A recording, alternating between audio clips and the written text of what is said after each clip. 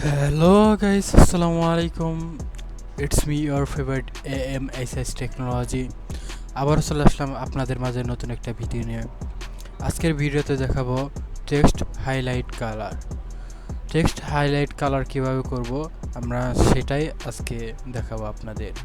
চলুন দেরি না করে শুরু করা যাক আজকের ভিডিও। সর্বপ্রথম আমরা মাইক্রোসফট অফিস ওয়ার্ডটি ওপেন করে নেব।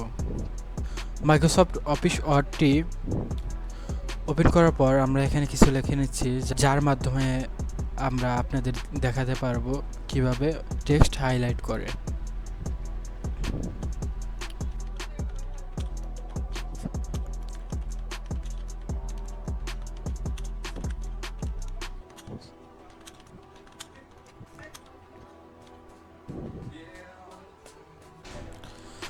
লেখাগুলোকে একটু আমরা বাড়িয়ে নিই, control C, enter, control V. আপনারা নিশ্চয় অবগত আছেন যে কন্ট্রোল সি দ্বারা কপি করা হয় এবং কন্ট্রোল ভি দ্বারা পেস্ট করা হয়।